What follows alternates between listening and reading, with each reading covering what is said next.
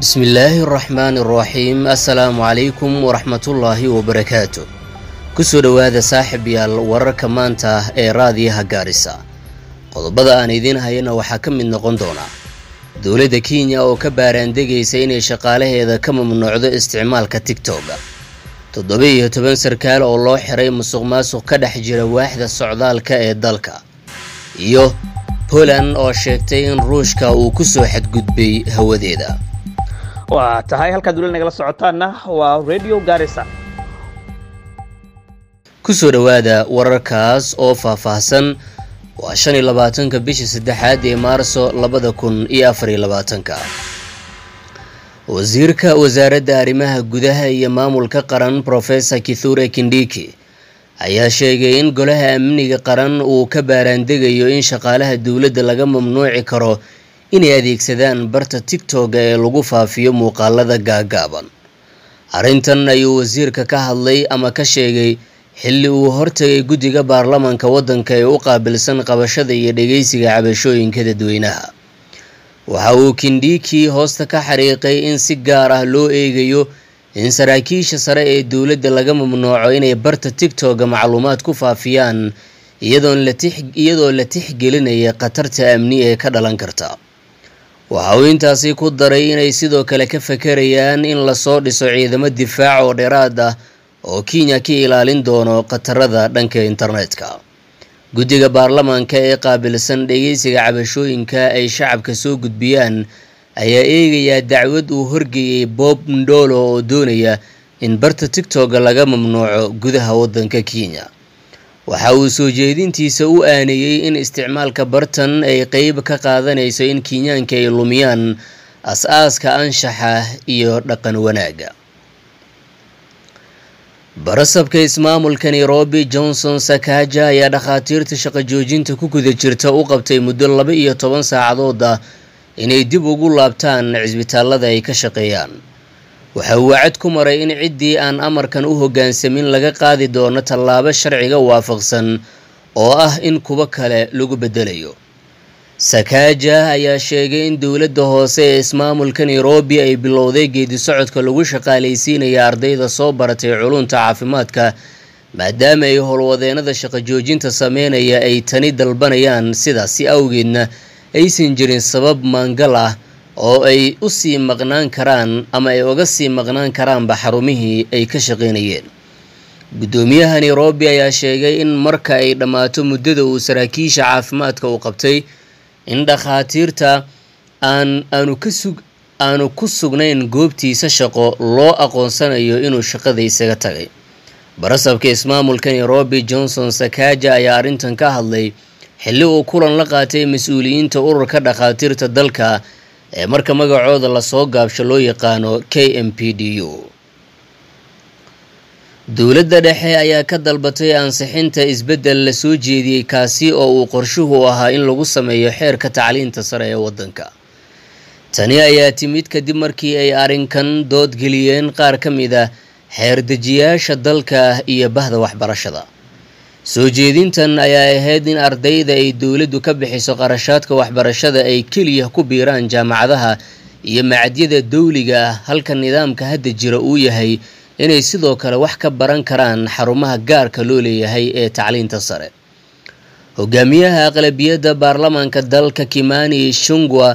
ayaa sheegay in laga baaraandegay saameynta ay dhaqangelinta soo jeedintan ku yeelan karto ardayda waxa uu carabka ku adkeeyay in kadib wadatashi ay la yeesheen wasaaradda waxbarashada ee dalka in la go'aansaday in isbedelkan aan lagu tallaabo qaadin gudoomiyaha baarlamaanka dalka Moses Wetangula ayaa isna xaqiijiyay inuu aqbalay codsiga ka yimid Kimani oo ah inaan waxba laga bedelin xeerka jaamacadaha ee University Act ee la soo saaray sanadkii 2012 wasiirka wasaaradda arrimaha gudaha iyo maamulka qaran Professor Kithure Kindiki ayaa sheegay in howlgal la sameeyay lagu xiray 17 sarkaal oo ka mid ah shaqaalaha waaxda socdaalka iyo bixinta adeegyada muwaadinimo ee dalka waxa uu intaasi ku daray in saraakiishan oo musuqmaasuq ku eedeysan dacwado lagu soo oogi doono Kindiki ayaa xusay inay dhanka kala socdaan baaritaano ay hogaaminayaan saraakiisha waaxda sirdoonka ee dalka oo lagu aqoonsanayo howlwadeenno dheeraad ah oo ka faa'iideysanaya gaabiska dhanka bixinta baasaboorada iyagoo dadweynaha codsiyo gudbiyey ka qaadaya lacago baad ah. xilli uu ka soo hormuuqday guddiga baarlamaanka ee arrimaha isdhexgalka gobolka ayuu wasiir Kindiki sheegay in dib u dhici ku yimid soo saaridda baasaboorada la xallinayo maadaama waaxda socdaalka laga bixiyey lacag dhan 380 milyan oo shilin oo ay qandaraasley ku lahaayeen. xilli uu ka hadlayay tallaabooyinka ay dowladda dhexe ku wanaajinayso waxqabadka waaxda socdaalka ee dalka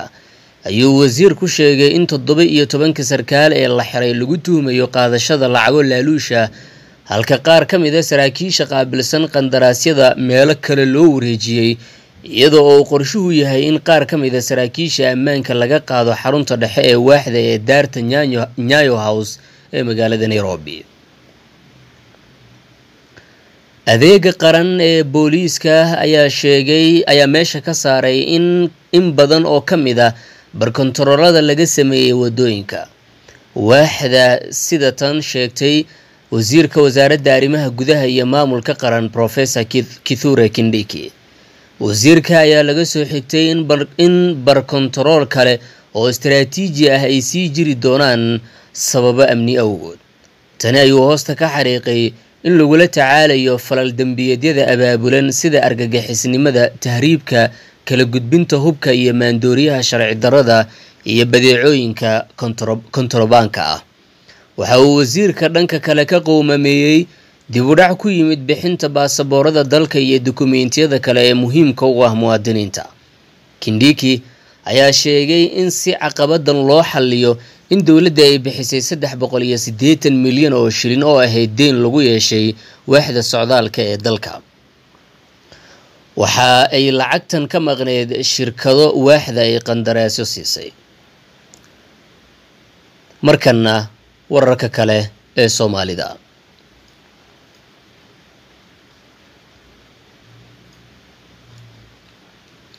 ra'iisul wasaarihii hore ee dalka Soomaaliya Cumar Cabdirashiid Cali Sharmaarke ayaa si adag uga hadlay wax ka beddelka dastuurka xilli ay meel xasaasi ah marayso xiisada ka dhalatay isku day ay villa Soomaaliya ku doonayso inay baarlamaanka ku mariso qorshaheeda.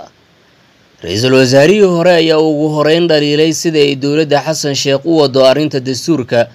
isagoo ka digay cawaaqib xumo ka dhalan karta wax ka beddelka uu rabo madaxweynaha.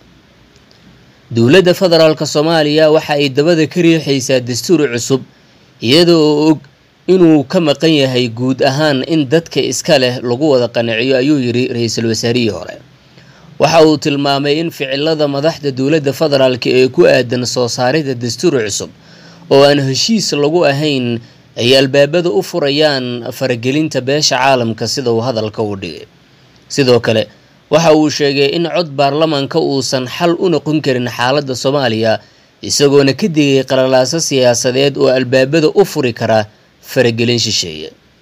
ra'iisul wasaare Cumar ayaa ku adkeysanaya in dhamaystirka dastuurka uu u baahan yahay safgarad ballaaran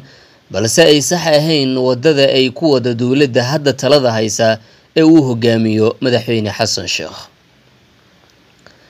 wasiirka gaashaandhigga Soomaaliya ayaa qoraal dadka ka yaabsaday bartiisa Facebook soo dhigay saacado kadib markii la dilay sarkaal sare oo xoogga dalka Soomaaliya ka tirsanaa iyo ciidankii uu watay qaar kalena ilaa iyo hadda nolol iyo geeri toona lagu leeyahay. qoraalka wasiirka ayaa u muuqday mid uu ku difaacayo xukuumadda uu ka tirsan yahay ee Xasan Sheekh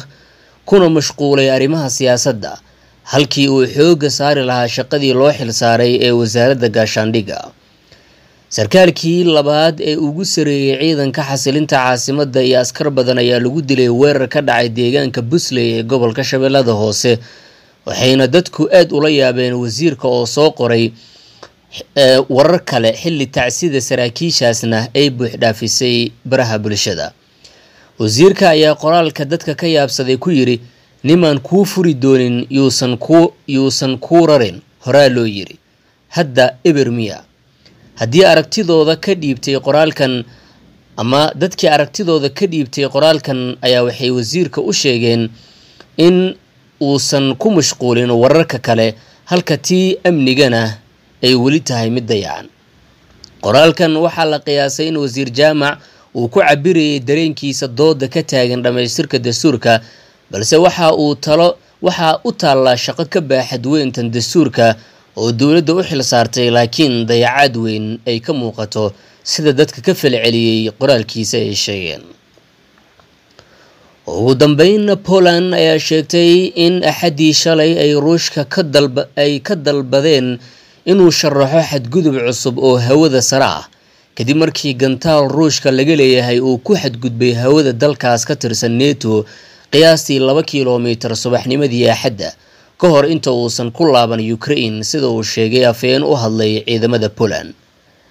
hawada Poland waxaa ku soo xadgudbay mid ka mid ah gantaalada nuuca loo yaqaan cruise missiles ee habeenkii ay rideen ciidamada cirka ee federaalka Ruushka ay ciidanka ku yiraahdeen barta X ee hore loo oran jiray Twitterka, iyagoo raaciyay gantaalka ayaa ku duulay hawada Poland ee ka sarreysa tuulada Osidro gobolka Lublin, waxayna hawada dalkaas uu ku jiray muddo 39 ilbiriqsi ah waa gantaalkaasi. dhanka kale, Ukraine ayaa sheegtay in Ruushka uu dalkiisa ku qaaday weerar saddexaad oo gantaal ah 4 maalin ee la soo dhaafay, kaasoo ahaa kii labaad oo lagu bartilmaameedsaday magaalada caasimadda ee Kiev. wakaaladda wararka ee AP-da ayaa sheegtay in digniintan hawada ee Kiev ay socotay in ka badan 2 saacadood. warkii oo saaxiibayaal aad kala socoteen raadiyaha Garissa waa naga intaas.